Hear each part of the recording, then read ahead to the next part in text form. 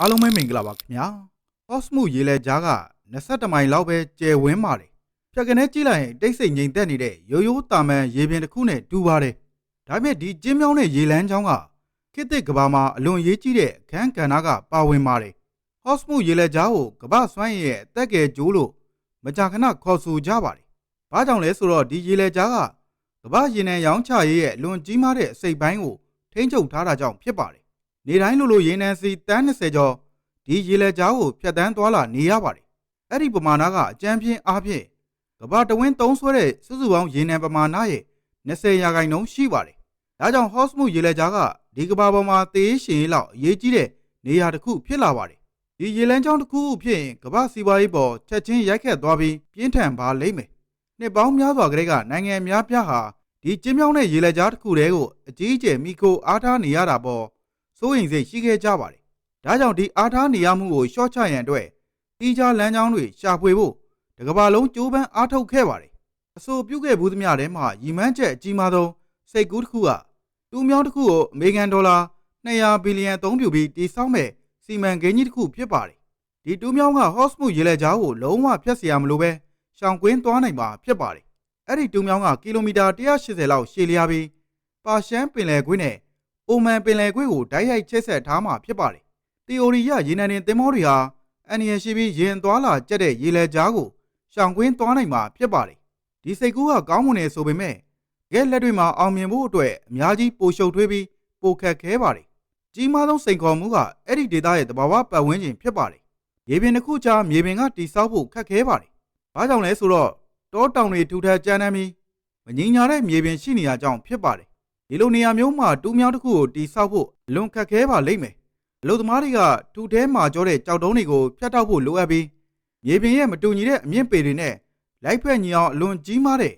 ဝါတာဂိတ်တွေတိဆောက်ဖို့လိုပါတယ်။ဝါတာဂိတ်ဆိုတာတူးမြောင်းထဲမှာတင်မောကြီးငယ်မရွေးဖြတ်တန်းမောင်းနေဖို့အတွက်လမ်းကြောင်းဖြစ်ပါတယ်။ဒီစနစ်ကပနားမာတူးမြောင်းမှာအသုံးပြုခဲ့တဲ့စနစ်ထက်တောင်ပိုကြီးမားပါလိမ့်မယ်။ဒီလိုကြီးမားတဲ့စိန်ခေါ်မှုတွေကြောင့်ဒေါ်လာ200ဘီလီယံတန်တူးမြောင်းက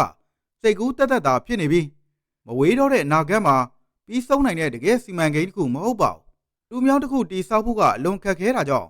အဲ့ဒီစာတီးခြားအဖြေရှာဖို့အာရုံစိုက်ခဲ့ပါတယ်။ပိုက်လိုင်းတွေတိဆောက်ဖို့ဖြစ်ပါတယ်။ပိုက်လိုင်းတွေကမြေပြင်ကိုဖြတ်ပြီးရေနံကိုတည်ဆောင်နိုင်ပြီးပင်လယ်လမ်းကြောင်းတွေပေါ်မှာလုံးလုံးမီခိုနေမှုကိုလျှော့ချနိုင်ပါတယ်။ဥပမာ RS စော်ပါများပြည်ထောင်စု UAE နိုင်ငံက Habshan Fujia ပိုက်လိုင်းကိုတိဆောက်ခဲ့ပါတယ်။ဒီပိုက်လိုင်းကတစ်နေ့ကိုရေနံစီ1သန်းခွဲလောက်တည်ဆောင်နိုင်ပါတယ်။အလားတူပဲ Saudi Arabia နိုင်ငံက Petrol Line လို့ခေါ်တဲ့ရှေ့အနောက်ပိုက်လိုင်းကိုတိဆောက်ခဲ့ပါတယ်။ဒီပိုက်လိုင်းကအရှေ့ဘက်ရေနံကွင်းတွေကနေပင်လယ်နီကိုတစ်နေ့ရေနံစီ9သန်းအထိတည်ဆောင်နိုင်ပါတယ်။အဲ့ဒီပိုက်လိုင်းတွေကအင်ဂျင်နီယာအတတ်ပညာနဲ့ထောက်ပံ့ပို့ဆောင်ရေးမှာလွန်ကြီးမားတဲ့အောင်မြင်မှုတွေဖြစ်ပြီး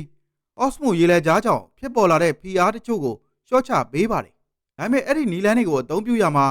အဓိကကန့်သက်ချက်တစ်ခုရှိနေပါတယ်။သွမ်းဆောင်ရည်ဖြစ်ပါတယ်။ပိုက်လိုင်းတွေကဒုတဲ့ကြီးမားတဲ့ရေနံပမာဏကိုတည်ဆောင်နိုင်ပေမဲ့ရေလက်ကြားကနေ့စဉ်တည်ဆောင်နိုင်တဲ့ပမာဏနဲ့နှိုင်းယှဉ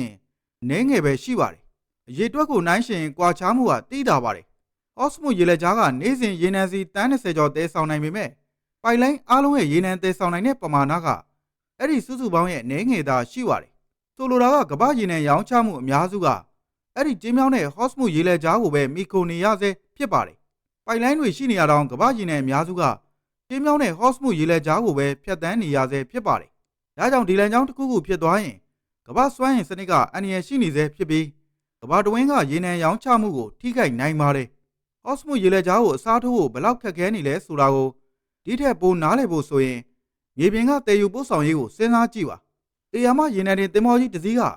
အေယာမရေနံပမာဏကိုတည်ဆောင်နိုင်ပါတယ်။ကုန်တင်ကားတွေကိုအသုံးပြုပြီးဒီရေနံပမာဏကိုပဲတည်ဆောင်မယ်ဆိုရင်ကုန်တင်ကအကြီးကြီးအစီး1000လောက်လိုအပ်ပါလိမ့်မယ်။အဲ့ဒီကုန်တင်ကအများကြီးကိုတပြိုင်နက်တည်းတည်ဖို့ဆိုတာသဘာဝမကျပါဘူး။လမ်းအဆောက်အဦနဲ့အစီမံတွေအပါအဝင်ကင်တွယ်စရာတွေအများကြီးရှိနေပါတယ်။လူတွေကတခြားနည်းလမ်းတွေရှာဖွေဖို့ကြိုးစားနေပေမဲ့ Osmo ရေလက်ကြားကအလွန်အရေးကြီးနေသေးဖြစ်ကြောင်းဒါကပြသနေပါတယ်။2026ခုနှစ်ရောက်ချိန်မှာအဲ့ဒီဒေသရဲ့တင်းမာမှုတွေကတဖန်ပြန်ပြီးမြင့်တက်လာတာကြောင့်ခြေအနေကပိုပြီးအရေးကြီးလာပါတယ်။သို့ရနဲ့စွမ်းအင်ကုမ္ပဏီတွေကဒေတာရင်းလုံခြုံရေးတိုးတက်ကောင်းမွန်ဖို့အတွက်ဒီတဲ့အရှိပိုတိုတဲ့ပိုက်လိုင်းတွေတိဆောက်ရေးတို့လိုစိတ်ကူးစိတ်တန်းအသစ်တွေကိုဆက်လက်စူးစမ်းရှာဖွေနေပါတယ်။ဒါပေမဲ့ဒီဖြည့်ချင်းချက်တွေကိုအမြဲတာဝရဆိုတာထက် ယာယီပြင်ဆင်ချက်တွေဖြစ်တာရှုမြင်ကြပါတယ်။၎င်းတို့ကအန္တရာယ်တချို့ကိုလျှော့ချပေးနိုင်ပေမဲ့ဟော့စမုတ်ရေလက်ကြားရဲ့နေရာမှာလုံးလျားလျားအစားမထိုးနိုင်ပါဘူး။နောက်ဆုံးမှာပါရှမ်းပင်လယ်ကွင်းနဲ့ဟော့စမုတ်ရေလက်ကြားပေါ်ကမ္ဘာကအကြီးအကျယ်မိခိုနေရဆဲဖြစ်ပါတယ်။ဒီကျဉ်းကျပ်တဲ့လမ်းတွေကပဲကမ္ဘာရဲ့စွမ်းအင်စနစ်စီးဆင်းနေရတာဖြစ်ပါတယ်။အမှန်တကယ်ထိရောက်တဲ့တီးခြားလမ်းကြောင်းတိဆောက်မပြီးမချင်းစီးပွားရေးနဲ့စွမ်းအင်အဆက်မပြတ်လဲပတ်နေစေဖို့အတွက်ကျင်းမြောင်းပြီးအားနည်းချက်ရှိနေတဲ့ဟော့စမုတ်ရေလက်ကြားကိုပဲဆက်လက်မိခိုနေရမှာဖြစ်ပါတယ်။ဟော့စမုတ်ရေလက်ကြားပေါ်မိခိုမှုလျှော့ချရေးကြိုးပမ်းအားထုတ်မှုအများပြားရှိပေမဲ့အမှန်တကယ်မြေပြင်အနေအထားကတီးခြားလမ်းကြောင်းတွေမှာကန့်သက်တွေအလွန်များနေရကြောင်းဖြစ်ပါတယ်။ဟော့စမုတ်ရေလက်ကြားကိုလုံးအစားထိုးနိုင်မဲ့လက်တွေ့ကျတဲ့တီးခြားတင်မောလမ်းကြောင်းတွေမရှိပါဘူး။မြေပြင်ပေါ်မှာအခြေခံအဆောက်အဦသစ်တွေတည်ဆောက်ဖို့ကလည်းအလွန်ဈေးကြီးပါတယ်။နှစ်ပေါင်းများစွာကတည်းကကျွမ်းကျင်သူတွေနဲ့အစိုးရတွေဟာအလွန်ကြီးမားတဲ့တူးမြောင်းတွေနဲ့ပိုက်လိုင်းကွန်ရက်တွေတိုးချက်တည်ဆောက်ရေးပါဝင်ရေရှင်းသည့်မျိုးမျိုးကိုစိတ်ကူးခဲ့ကြပါတယ်။ဒါပေမဲ့အဲ့ဒီစိတ်ကူးတွေကစိတ်ကူးရင်အိမ်မက်တွေဖြစ်တာရှိနေသေးဖြစ်ပါတယ်။ဘာကြောင့်လဲဆိုတော့အလွန်ကြီးမားတဲ့ငွေကြေးကုန်ကျစရိတ်နဲ့အဲ့ဒီဒေသရဲ့ခက်ခဲတဲ့ပထဝီဝင်အနေအထားကြောင့်ဖြစ်ပါတယ်။ဥပမာအဆိုပြုထားတဲ့အမေရိကန်ဒေါ်လာ200ဘီလီယံတန်တူးမြောင်းစီမံကိန်းကိုဘေးဖယ်ထားလိုက်တာစိတ်ဝင်စားမှုမရှိတာကြောင့်မဟုတ်ပါဘူး။ဘာဝပတ်ဝန်းကျင်အနေအထားကပြီးစီးအောင်လုပ်နိုင်ဖို့မဖြစ်နိုင်သလောက်ဖြစ်နေလို့ပါ။တောင်တန်းတွေတဲကန်နာရတွေနဲ့သိုးပါတဲ့အခြေအနေတွေကခေတ်မီဆုံးအင်ဂျင်နီယာပညာရပ်တွေတောင်အလွယ်တကူမကျော်လွှားနိုင်တဲ့တားဆီးတွေဖြစ်နေတာကြောင့်ပါ။ဒါကြောင့်လက်ရှိပိုက်လိုင်းတွေဟာရေနံတင်ဖို့ရောင်းချတဲ့ဒီကလမ်းကြောင်းတွေဖြစ်လာပါတယ်။ဒါပေမဲ့အဲ့ဒီရေနံပိုက်လိုင်းတွေဟာပြေးလူနေပါဖြစ်နေပြီးရေနံအများကြီးကိုဒီထက်ပိုပြီးမသက်ဆောင်နိုင်တော့အဲ့ဒီပိုက်လိုင်းတွေကထင်ကြီးလောက်စရာအောင်မြင်မှုတွေဖြစ်ပြီးနှစ်ပေါင်းများစွာကြာစီမံမှုယင်းနှိမ့်မြုံနယ်မှုနဲ့အင်ဂျင်နီယာတက်ပညာတွေကိုကိုစားပြုနေပါတယ်။ဟော့စမုတ်ရေလက်ကြားကိုရုတ်တရက်ပိတ်လိုက်ရင်ဘာဖြစ်မလဲဆိုတာကိုစဉ်းစားကြည့်ရင်ဒီရေလက်ကြားပေါ်မိခိုနေမှုအန္တရာယ်ကရှင်းလာပါတယ်။ဒီလိုခင်းချင်းမျိုးကကမ္ဘာစီးပွားရေးအတွက်ချင်းပြင်းထန်တဲ့အကျိုးဆက်တွေတက်ရောက်လာမှာဖြစ်ပါတယ်။ရေနံရောင်းချရေးလုပ်ငန်းတွေချက်ချင်းကမောက်ကမဖြစ်ပြီးရေနံစိတ်တဟုန်တို့တက်လာမှာဖြစ်ပါတယ်။တည်ယူပို့ဆောင်ရေးထုတ်လုပ်ရေးနဲ့လျှက်စစ်ထုတ်လုပ်ရေးတွေပါဝင်စွမ်းအင်ပေါ်မှာမိခိုနေတဲ့စက်မှုလုပ်ငန်းတွေထိခိုက်လာမှာဖြစ်ပါတယ်။စက်ရုံတွေမဖြစ်မနေပိတ်သိမ်းနိုင်ပြီးရေနံထုတ်လုပ်ရောင်းချရေးလုပ်ငန်းစဉ်တွေဖျို့ဖျဲဖြစ်သွားနိုင်ပါတယ်။ကုန်ပစ္စည်းတွေဈေးပိုကြီးလာပြီး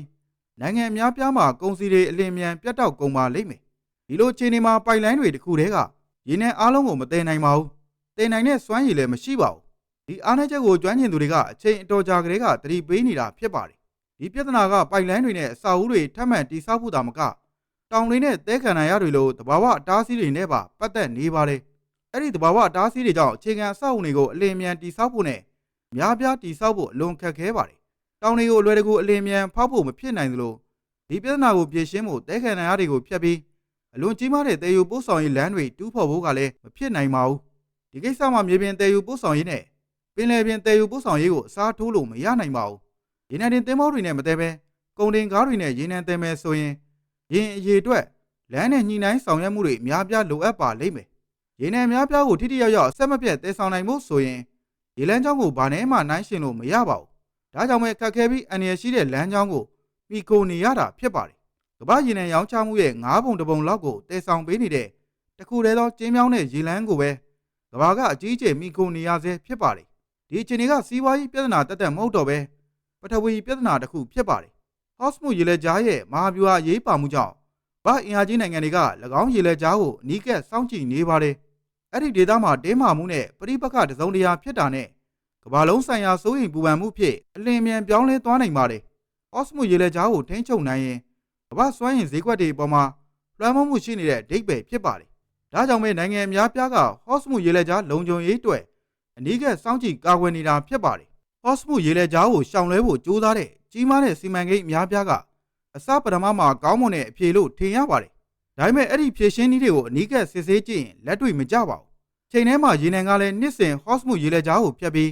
းဒီထက်ပိုပြီးဆက်လက်တည်ဆောက်နေပါတယ်။ဘာကြောင့်လဲဆိုတော့ကမ္ဘာရေနံဝယ်လိုအားတိုးလာတာကြောင့်ဖြစ်ပါတယ်။ပိုင်လိုင်းလိုတခြားနီလန်းတွေကလည်းပထဝီဝင်အနေထားနဲ့ပတ်ဝန်းကျင်အခြေအနေတွေကြောင့်ကန့်သတ်တွေရှိနေပါတယ်။ငွေအများကြီးသုံးစွဲရင်တော့အဲ့ဒီခက်ခဲတွေကိုလုံးဝဖြေရှင်းမပေးနိုင်ပါဘူး။နောက်ဆုံးမှာတော့နီးပညာနဲ့လွယ်တကူမကျော်လွှားနိုင်တဲ့တားဆီးတွေကိုဘာဝကိုယ်တိုင်ကဖန်တီးထားတာဖြစ်ပါတယ်။အမှန်တကယ်လဲဟော့စမုတ်ရေလက်ကြားကိုသင်္ဘောတွေအတွက်ပြည့်စုံအောင်ဖန်တီးပုံဖော်ထားတာဖြစ်ပါတယ်။တခြားနီလန်းတွေအတွက်မဟုတ်ပါဘူး။ဟော့စမုတ်ရေလက်ကြားကစွမ်းအင်အရင်းမြစ်တွေစီးဆင်းရာကိုထိန်းချုပ်ထားတဲ့ဘာဝအတားဆီးနေရာတစ်ခုဖြစ်ပါတယ် ဆယ်စုနှစ်ပေါင်းများစွာဒေါ်လာဘီလီယံရာပေါင်းများစွာအကုန်ကြခံအစီအစဉ်တွေကလည်း